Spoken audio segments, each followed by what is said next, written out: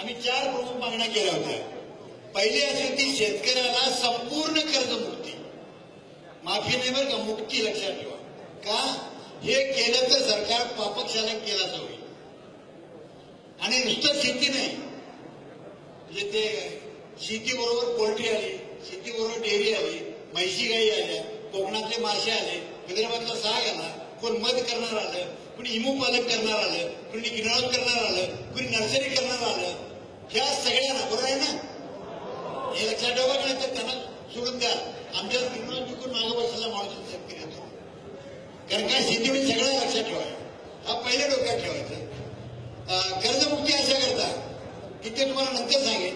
दुसरं सांगितलंय उत्पादन खर्चावर आधारित आणि प्रत्येक वर्षाला महागाई येईल ना, ते धरून प्रत्येक गोष्टीचा बाजारभाव काढायचा, जे का उत्पादन खर्च असेल तो त्याने काय धरायचा फायदा धरावा, पण उत्पादन खर्च काढताना आमच्या जमिनीची किंमत धरायची लक्षात ठेवा। तर माझ्या जमिनीची किंमत 10 लाख असेल, आमची 25 लाख आहे किंमत, पण ती असली तर ती धरायची आणि शेतकऱ्याचा श्रम हे मजुराचं तिप्पट धरायचं, बरोबर आहे ना, कारण दिवस रात्र काम करतो ना, हे डोक्यात पक्का ठेवा। आणि हे जगात चालतंय ते तुम्हाला सांगतो बरं का, जगात चालतंय सांगतो तुम्हाला, मग तुम्ही बाजारभाव करा, आम्हाला काय अडचण नाही। आणि जे बाजारभाव ते बाजारभाव उत्पादन खर्च म्हणतोय, आणि मग जो आमची किंमत येईल तर तुम्ही 10% धरा, 15% धरा, प्रॉफिट काही धरा, ती आम्हाला कायद्याने मिळाली पाहिजे। कशाने? मग कायदा असला काय होतं बघितलं तुम्ही, रस्त्यावर आले की मतदान दरोडे टाकला माहिती ना, आता मला थांबवलं त्याचा नारायणगावला तर दरोड्याची केस केली का। आता मी सरळ म्हटलं दरोडेखोर कर्ज काढतो कोणी, मग शेतकरी दरोडेखोर असतात तर कर्ज राहिलं असतं का, काय साधं डोकं पाहिजे। शेती हे श्रमाचं काम आहे माहिती ना, ते आता समाजात शांतच चालू तुम्हाला सांगितलं, कट्या काढू शकतो का मी, नाही। पहिला निष्का मारला तर काय माझ्या 2 बैल नांगर चालू शकतो का, नाही, काही करतात ते बरं का, आणि पलटी नांगर हातात चालते नाही, कारण कांदा निघून देतो।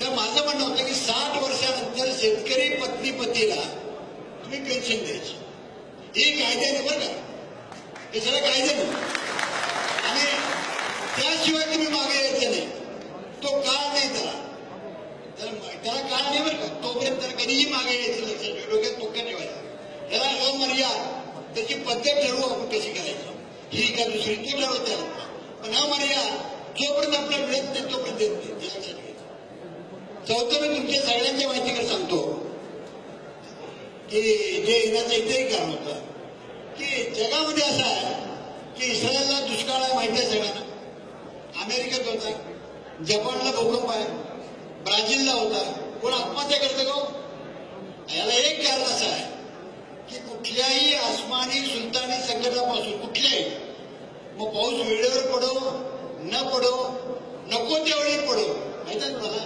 ज्वारी फुलाला नाही पाऊस पडला आपल्या शिजत आहे, आणि ज्वारी काळाला नाही पाऊस पडतं काळं पडतं ना, म्हणजे माहिती कसं, तर कुठल्याही कारणाने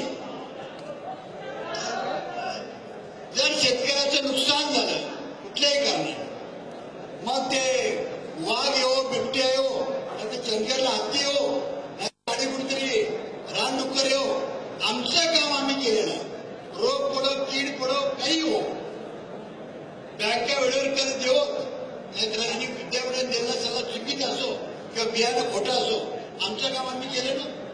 सरकारचं धोरण इथलं बंद किंवा जगातलं होतं, आपला काही संबंध असतो का, ज्याप्रमाणे नोकरदारांना मिळतं त्याप्रमाणे कोणत्याही धोरणाचं कशामुळे जर नुकसान झालं आसमानी सुलतानी ते भरून देणं हे शासनाची कायद्याने जबाबदारी पाहिजे, कळलं तुम्हाला।